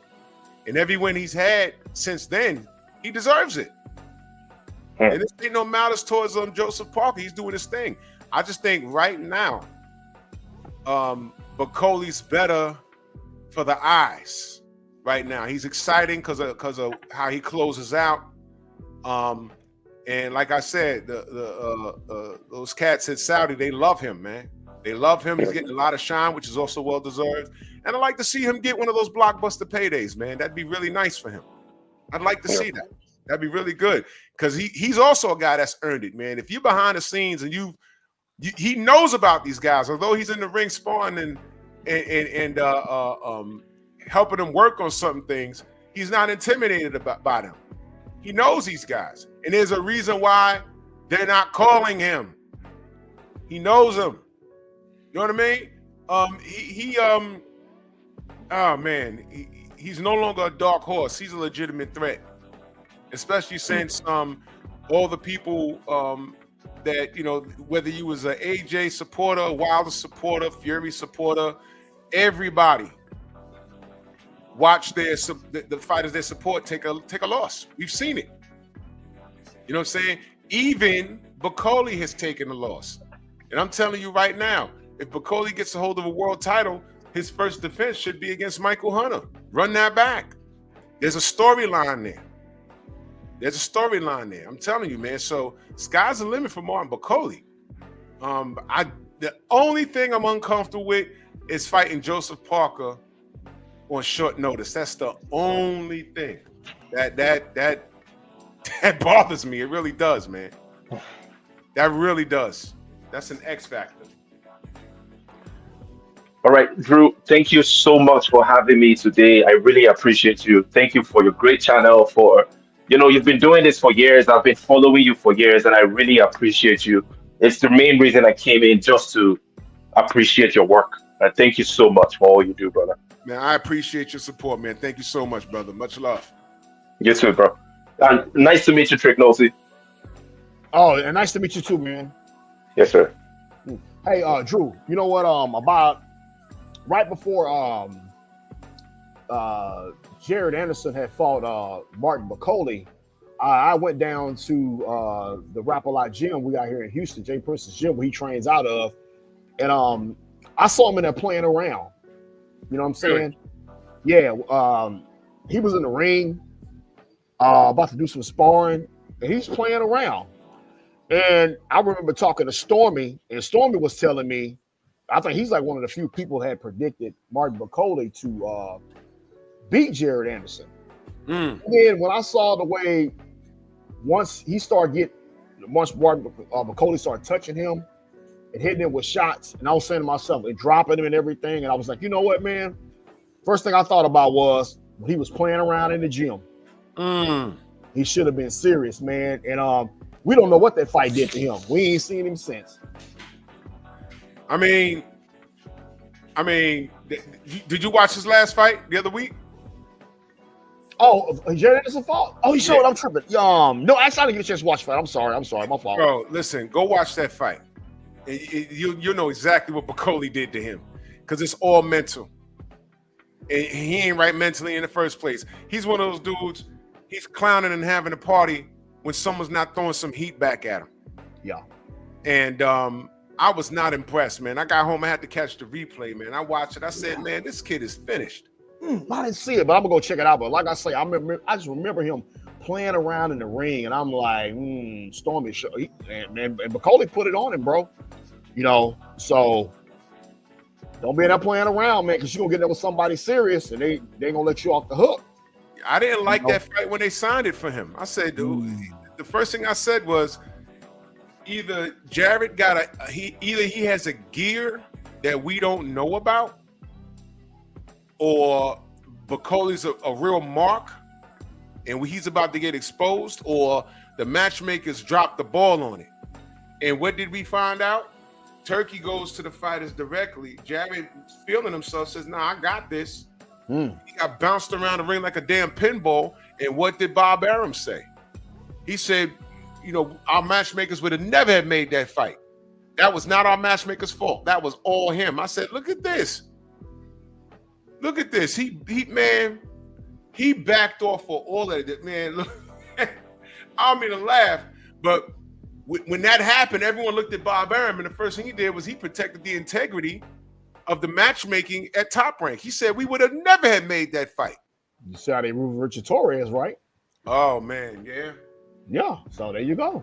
Yeah. Mm-hmm. Richard Torres, they put more trust in him. To me, he fights very jittery. He needs to calm down a little bit. But Jared, the way they move Richard Torres, you know what? Someone probably said, Rich, you see that? You see what happened to Jared? Whatever you do in a career, whatever you put in front of you, we put it in front of you for a reason. Just ride the wave until we say go. Because you can end up like that. Money ain't everything. Now, Jared done touched the bread that he wanted to touch. But now, look, Trick, watch the fight he had last week. And then watch the ending. It's very important. It's very, very, very important. That kid is a mental case, man. And I would never trust him. I would never trust him. Yeah. For real. Yeah, I agree, man. There was a heavyweight, Drew. I don't know if you remember this guy. His name was Joel Scott. I don't know if anybody in the chat, do y'all remember that guy, Joel Scott? He was a promising heavyweight. But I think he either killed somebody or raped somebody. Oh boy. Yeah, I can't remember if he killed or raped somebody, but yeah, let me go to YouTube. Oh, yeah, hold on. Yeah, well, rape and murder, Oh. Yeah, promising guy, man, and every now and then we'll get a good American heavyweight to come through and screw it up. I'm glad Wilder, we have to worry about that with Wilder, but Jared Anderson, man, just I don't know what's going on with him, man. Maybe his head is not where it needs to be in boxing. Maybe he did fight Richard Torres or something. I don't know, but they're gonna move him real slow. Yeah, Richard Torres, they're gonna move him slow. They're gonna move him real slow, and he's paying attention because he's watching Jared like, oh crap, I don't want that to be me. And if it's hard to turn down that turkey money. You go from making $50,000 every fight, and then here come turkey. Hey, you're gonna fight like on way down in the undercard. Well, how much you paying me? I'll pay you $500,000. They're like, oh man, it's gonna take me a minute to make that, and it's hard to say no to that. It's hard to say no to that. Thomas says Guido Vanillo. He says he's gonna lose to him. You know what? I got Richard in that fight. They got him out of Philly, right? Now where's Guido from? Guido, he fought on ESPN last year. Okay. KG, what up, bro? He said Rocco got Guido problems upcoming. Yeah, Guido's solid, but I got Richard in that fight. I think Richard's gonna outwork him. I think Richard's gonna outwork him on the inside. Richard is a rough, but like I said, he fights kind of nervous.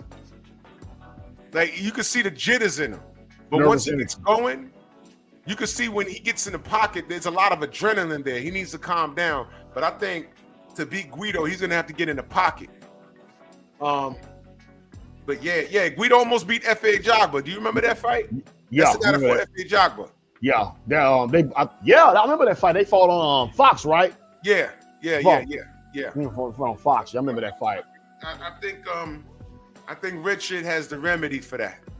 I think he has a remedy for that. I think stylistically, but he just needs to calm down. Like he looks nervous when he's walking to the ring. It's like, oh my God, this ain't the Olympics. There's a bunch of people here. They're rooting for me. Yeah, as in me, he look like Ron Jeremy, man. Like Ron Jeremy, man. He needs to shave that goddamn mustache. Yeah. I looked at that picture. I said, oh my God. And we're weird because we know that shit. That's crazy. Everybody know who Ron Jeremy is, man. It's funny as hell. Yeah, he looks like Ron Jeremy, man. I was like, dude, we got a porn star boxer, man. That shit is funny. Porn star That shit boxer. funny as hell, man.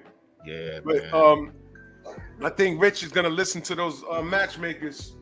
Yeah. He's gonna listen to those matchmakers now, man, because he don't want to be the next Jared Anderson. But if Dubois is really sick and this isn't a work, this is Bakole's time to intercept everything that's going on. And who knows, when Dubois gets well, he might have to see Bakole before he sees Usyk anyway. You know what I mean? Well, like I say, if you go look at the IBF rankings, he's the top guy in the rankings, man. Yeah. He's the top guy in the rankings, man. Like I said, I don't understand how Joseph Parker gets that fight before he gets it. But let me ask you a question. Go ahead. And I'm gonna ask the chat. I'm gonna ask KG in particular. Does Saudi care about the rankings, or did they just put things together because they make sense to them? Do they care about the rankings? Do they need to follow the rankings? I don't think they do. Me personally, I don't think they care about the rankings for the simple fact, here in Houston, Roy Foreman was putting a card together and it fell through. But he was working with some of Turkey's people, and they was going to put an event, and they're going to put some fights inside this one arena. It only holds about 300 people, and that's when Ike Abuchi was supposed to be here, but it ended up falling out. So man, they don't care about stuff like that, man. I don't believe, just my opinion. I don't think they care about stuff like that. But what y'all think, man? I think Saudi puts things together that makes sense. Yeah. And the rankings fall to the wayside because they could buy rankings. And there's proof in that because, like you just said, Bakole's ahead of Parker in the rankings. Yeah, he's ahead of him in the rankings, man. And he was upset about that. He was like, he don't understand. But he said he know what it is, man. They just, when I talked to him, he just said they just don't want to fight him. And like I said, it's just my opinion. This guy, he playing hooky. He don't want to go to school. And he say he's sick. And I hope he's sick. God forgive me if I'm wrong. I hope he is sick. Yeah. But he's just saying Parker beats him. And look at the timing of it, man. This guy had 3 days notice. He's flying in from, I don't know if is he come from Scotland or did he fly in from the Congo? Either way it go, he's gonna have that jet lag. So he just getting off the plane to go weigh in. Yeah, that's wild to me. He gonna have his suitcase and everything with him, man. When he go to the weigh-in. Airport to the weigh-in. Well, I ain't never heard no shit like that, man. He gonna go straight from the airport to the weigh-in, man. Man, the time zone jumping, man. I mean, I don't know what you do in that plane. Do you rest? Do you sleep? Do you do some stretching? I don't know how any of that works, man. Look what KG said. This is very important. He said, I think they follow the rankings. Kid Austin was ranked like 12th fighting Shakur. The cards are put together with a fan mindset. Exactly. Hey, good point, KG. You so right about it. Good point. Exactly. I mean, and Turkey's a fan. So I think he puts things together because it makes sense to him. And it's like, F the rankings. I could buy look, if a guy's ranked number 7, but he has all this buzz around him, and there's a champion in any sanctioning body, but it's like, we want this fight now, but the guy that's ranked number 7, he's like 12 fights out. Turkey be like, no. I got 8 million for you. I got 12 million for you. Y'all could fight in 3 months in Saudi. And if I'm ranked number 7, I'm like, no. I need to go make that money now. Let's get it. Plus, there's buzz behind it. What is sanctioning bodies going to do? We'll strip you. I don't care. I'm going to get money. Yep. I'll get that belt back. I think Jao Patai did something last year similar. They said, if you go have this fight, we're going to take the belt. He said, take the belt. I'll get it back. And that's just what he did. Yep. Check your super chat out, Drew. Todd French 600. Good point. He said, yep, he did buy Ring Mag. Oh, yeah, yeah. He's doing what he wants. Yeah, that's right. Oh, my gosh, man. Yeah, the sanctioning bodies. And you know what? Wasn't we crying about this? We need that. Because it's the sanctioning bodies that hold stuff up sometimes. Yeah. You know what I mean? They hold it up. So, yeah, man. Mansa Musa says the mammoth Martin Bakole finna beat the P out of Joseph Parker. What? Hey, and Drew, you know what, man? I was looking at Joseph Parker. He was sitting down. I was like, this dude got legs almost like David Tua, but he don't got no power like that. Man, that guy got Can I tell you some something? huge legs. Go ahead. You remember the when I was in Vegas, the picture I took with him? I don't have it. Yep, I remember that. Yeah. I look mad bigger than him, but he's heavier than me. I'm 220, 225. Right there, he was like about 240. It's all in his legs. All in his legs, yeah. It's all in his legs. You know, but those people, they're built like that. When I say those people, you know what I mean? He's like Tongan or something like that, like Samoan or something. Tongan, Samoan, yeah. All the people like South Pacific, yeah. New Zealand, yeah, man, they built like that. They're big like that. They're just muscular like that. Or my upper body's bigger than his, but he's sticking the thighs. Yeah, he is sticking the thighs. Yeah, man. War Report says since the buyout, I can't find much to criticize about Ring Mag ratings. Can't, man. Yeah. Can't, man. I mean, this is what we wanted. We wanted something to disrupt. Because listen, if Turkey wasn't around right now, what would we be talking about? I mean, really think about it. What would we be talking about? You know, I mean, he came and shook things up. And I appreciate that, man. I really do. Something, and not everything's perfect, y'all. Yeah. Not everything's perfect. Some things we're gonna like, some things we're gonna question, you know. But let me say this in closing. I believe Daniel Dubois is legitimately sick. I believe it. Bakole, this is your time to step in and make something happen. I'm rooting for you. And this ain't no shade towards Joseph Parker. Yeah. I'd like to see the brother, because although everyone's around the same age range, I think he is the new blood. He's the sparring star. He's another sparring partner that's been kicking everyone's ass. Now it's his time to shine. So step up and get it done. I'd like to see that he can literally shake things up. I'm just concerned about the super short notice. I just don't like that. Yeah, same here, man. I'm still picking him too, Drew. But the super short notice, man. I think about maybe, I'm gonna say between probably like rounds 5 and 6. If he don't get Parker out of there, it's probably gonna be uphill. It's probably gonna be uphill battle for him. Yeah, you know? I think so. And Parker's a very smart fighter. The guy has an IQ. Yeah, he's smart. And don't be surprised if Parker stop him. Don't be surprised, man. Yeah. Don't be surprised, man. He goes to the body. He been sitting on an airplane. You know, it was feeding him. You know what I'm saying? You know, big guy like that, you know, they probably was feeding, probably was drinking some soda, you know. I hope not, bro. Yeah, I hope not, yeah. This is where fighters, and I'm talking to the chat now, this is where it's important for fighters to live a fighter's lifestyle. Once you do this for a living, whatever your weight is, pick a comfortable weight where you don't have to, by the time you get in the camp, it's not a fat camp. You know, like Adrian Broner, he balloons up to like 220 pounds. And then when he gets a fight, a month of that is him on the treadmill and eating right and everything else. It's 30 days of him getting into shape. And then it's another 60 days of hitting pads and working on technique. These guys, Marvin Hagler never did that. He always stayed around 160. The guy was disciplined. Yeah. You know what I'm saying? And I don't care if you're a heavyweight. You know, you don't need, that don't mean you balloon up to 300 pounds, man. Mm-hmm. I don't like that, man. I don't like that. Todd Friends back in that super chat, he says, the sanctioning bodies has been quiet since Turkey has showed up. The rankings are irrelevant since he can move them over the bodies. Exactly. This is good work. Yeah, it is. I appreciate it. You know, so Turkey, he's shaking things up. We needed this. That's what I'm saying. We got to appreciate what we got. And again, I'm sure down the road there's gonna be some things where we're gonna be like, yo, I don't like that or whatever. But listen, man, we gotta rejoice in what we got now. Because he's been putting on, man.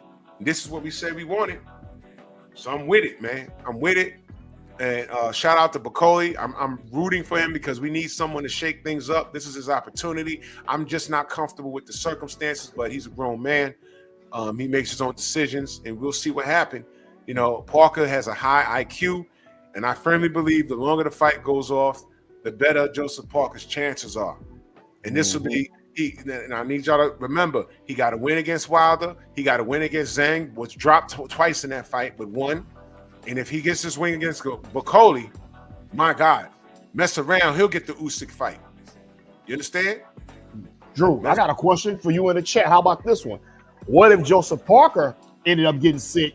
You think they would have called Bakole anyway? That's a good question.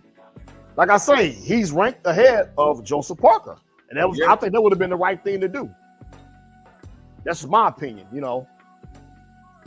Go ahead, I'm listening. So many variables, man. I'm just saying that I'm not going to go with foul play on this. I think that Dubois is really sick. Yeah. And this gives no credence to what Floyd Schofield's doing. I don't trust those dudes. I don't trust Auntie Schofield. I'm not putting this on his son. I'm putting it on him. You know what I mean? So Dubois, maybe he gets the winner of Parker and Bakole. Maybe Shawa, salute. I see you, Queen. Maybe he gets the winner. I'm not sure. But I hope he gets well. Salute to Bakole. Trick when it's convenient for him, because I know we were supposed to get him in the strong house, but I don't like bothering people when they're in camp. Yeah, me neither, man. Yeah, I have to most of I was communicating with him. We were texting each other on Facebook. And then he shot me his number, and then I called him, and he just said he was just sitting around, he wasn't doing anything. He said, "But when I call him, I'm about to go to the gym, go put some work in," which means he's sparring and working out. So he's sitting around not doing nothing. And we can look at him and be like, "Wow, man, he may not be in shape, but that's just the way he looks." Yeah. You know what I'm saying? He got one of them when James Toney became heavyweight. He had one of them James Toney heavyweight bodies. You know what I mean? Excuse me. But that could be something. It could be nothing. But at the end of the, we'll find. I think once 5 and 6 get here, we'll find out. We'll find out. In my opinion, I think we'll find out once 5 and 6 get here, because at some point in time, them gloves gonna get heavy and them legs gonna get heavy. Yeah. I mean, you just can't come off an airplane. Me personally, I'll never box professionally, but I'm gonna throw a scenario in. Say like sometimes like when you get off work, you tired, man. Like I work nights, man. Sometimes my old lady be want to smash. I'm like, nah, partner, I'm gonna go to sleep. It's a real spill. Shit. Yo, listen, man. Now that's contrary to when. Think about when you was 18 and 21 years old. Yeah. You ain't saying no to that, but I'm telling you, we in the 50-year-old club now. You're like, nah, it's not happening tonight. Hell no. I'm tired, man. I'm tired. Man. I mean, I just fall asleep. You know, I'm like, sometimes I just fall right asleep, bro. You know, hey, look, man, try to wake me up. Look, man, I'm sorry, man. I'm tired, man. Shoot. Yo, bro. That's real spill, man. I'm telling you, yeah, man, it happens in right, Isaiah IQ, GQ. You're right, Isaiah GQ. Yeah, yo, listen. You can't fathom that when you're a young man. Yeah. Because you ready to go 100 miles an hour, but something happened when I turned like 42. Yeah. I was like, I'm tired. Not tonight. Right. Not tonight. You know what I'm saying? And fellas, listen, this is why you never skip leg day. Because when I'm ready to rock, I'm ready to rock. Right. But you never skip leg day. That's where our testosterone comes from. You never skip leg day. That's why I jump rope. As soon as my knee healed up, I was out there jogging. I don't care. You know what I mean? You never skip leg day. Ever. Never, ever. But Father Time's undefeated, y'all. I'm telling you. I know, bro. I know. No, man, I'm telling you, man. Like, he's hopping off that airplane like that, bro. I'm rooting for him, but after about 5 or 6 rounds, it's gonna get real tricky up in there. Yeah. And they know it. Joseph Parker, they know it. They know it. You know what? I wouldn't be surprised if Joseph's like, this is a gimme right here. Yep. This is a gimme. And if Joseph wins, that's 3 solid names in a row. And he beat the boogeyman. Yeah. He beat the boogeyman. And I'm gonna tell you something, Trick. The fight to make after this would be the winner of Adji Kabiel and Zhang, because I heard you say that earlier. Yes, sir. He's on the win streak himself, and if he beats Zhang, I'm picking him to beat Zhang. If he beats Zhang, I'm telling you, bro. If he beats Zhang, Adji, and no one's talking about him enough. Not enough. You know what I'm saying? You got to give that guy his flowers right now, man. But the winner of Zhang and Kabiel needs to fight the winner of Bakole and Parker. Now, in the perfect world, we're getting Bakole versus Kabiel. That preserves Daniel Dubois for the Usyk rematch. I'd like to see that. But in boxing, we rarely get things how we want to get them. So I'm rooting for Bakole, but this is an uphill battle for the brother. I'm rooting for him, man, because Parker is that guy has a high IQ, man. That guy has a high IQ, man, and this is going to be. I'd like to see Martin end it early, man, because anything after 5, Trick, I'm nervous. Yep. I'm nervous, man. And Parker's that guy, man. The footwork, everything is there. And he's not a small dude himself. And, he has respectable power. And I'm just concerned that in rounds 8 through 12, how's Bakole's arms going to feel? The human jaw is not meant to be hit. I'm rooting for Bakole. I'm just very concerned, y'all. I'm very concerned about our brother. I'm very concerned. Adji Kabiel, I'm rooting for him, but let's not front like he's not in the danger zone. He's in the danger zone too, man. No. Zhang could crack. Just Zhang can crack, man. Zhang can crack, man. You know what I mean? So, but I think that we've seen Zhang lose on the cards. We've seen it, and I think Adji Kabiel has a remedy for that. He's also a strong dude. And he goes to the body. And Zhang don't look like he touched sit-ups. That's just my opinion. He could. I don't know. I'm saying, like he does. He doesn't. Right. I call it a gut pack. He don't have a 6-pack. He got a keg. There you go. He got a keg for real. A keg, man. So Shawit Adjit is a giant slayer. He is, man. That dude is a whole problem. This is a really exciting time for boxing. We're gonna enjoy the cards, and the aftermath is gonna be great, man. The aftermath is gonna be great, man, because so many possibilities, man. So many possibilities, but I can't wait to hear what 78 has to say, because he's talking to Auntie Scarfield. He said when he get back to the States, he's gonna call him. I can't wait to hear what he has to say about that, because I don't believe a mother effing thing. Hold on for me 1 second, Trick. Hold on 1 second. Cool.